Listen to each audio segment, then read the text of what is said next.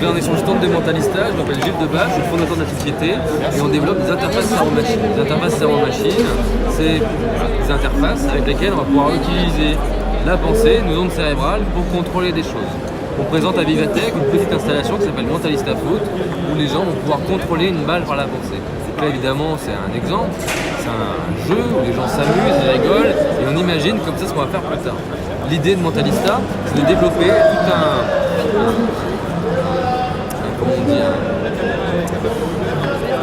écosystème, je commence à avoir des mots, hardware et software, pour permettre demain aux industriels de penser des applications ou de penser des nouvelles utilisations, de nouvelles interactions avec leurs produits pour leurs clients.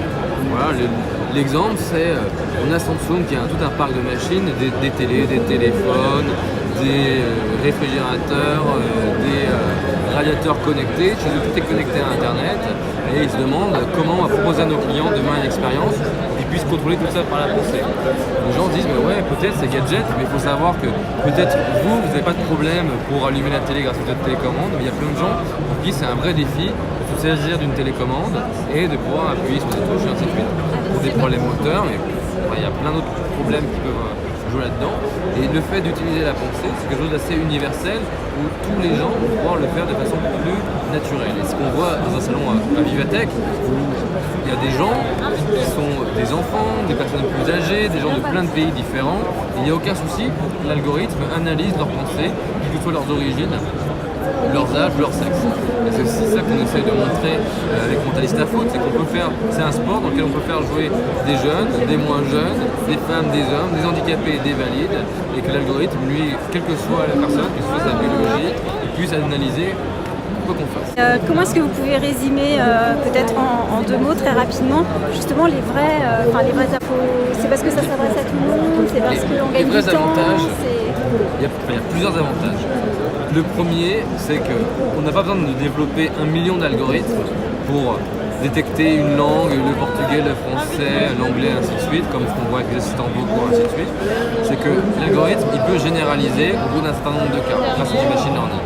Ça, c'est le premier avantage. Ça permet d'être beaucoup plus scalable dans les interactions et de pouvoir directement propulser un produit en France et après de l'envoyer dans d'autres pays sans problème.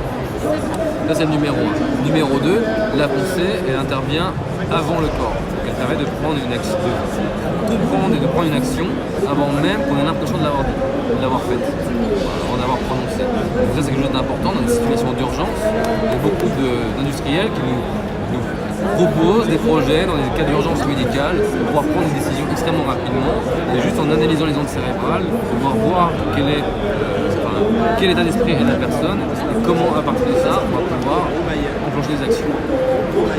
Et après, de manière générale, c'est des interfaces qui nous permettent une fluidité d'action et toujours de beaucoup plus naturel, de beaucoup plus pur, parce que on est chez soi, on reçoit un mail, on est en train de préparer sa réponse dans son cerveau, au lieu d'avoir à la taper, en fait on l'aurait déjà envoyé.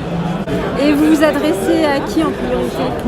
Alors, nous on a deux parties, on a une partie lab R&D, donc qui est vraiment B2B pour les industriels, et en fait avec des installations comme Mentalista Foot, on a toute une partie studio design, où on développe des installations sur mesure pour des marques, dans des contextes d'image de marque, dans des contextes de POC, de proof of concept pour tester des interactions avec les produits de ces marques et pour faire de l'événementiel comme là à Vivatech. En fait, nous on est plutôt dans des situations de communication, soit entre les gens, c'est-à-dire comment demain on va communiquer entre nous et comment surtout on communique avec les machines qui nous entourent. C'est-à-dire que demain, au lieu d'être dans un magasin, de se dire ah ces chaussures elles sont trop cool, je vais les prendre en photo, c'est juste je vais les regarder, je vais dire j'ai envie de m'en souvenir et d'une façon ou d'une autre on va pouvoir enregistrer ce souvenir dans votre cerveau et pouvoir le mettre en mémoire quelque part. Et c'est là on arrive à fusionner ce qui est vraiment bien chez nous, notre sensibilité, et ce qui est bien chez la machine, qui a la capacité de stockage et de calcul infini. D'accord. Là, ce qu'on rencontre avec Mentalista Foot, c'est que les gens, ils n'ont pas du tout l'habitude d'utiliser leur cerveau pour commander des choses. Très peu de gens qui font de la méditation, du yoga, ont l'habitude de se poser la question en fait, dans quel état mentaux ils sont. Et le fait d'utiliser ce genre d'algorithme, ce genre d'interface, ça permet justement d'entraîner les gens à utiliser leur cerveau. Et il y a beaucoup de gens qui nous disent, mais en fait ça me fait un bien fou de poser 5 minutes, de jouer au foot par la pensée. Et ouais, c'était cool.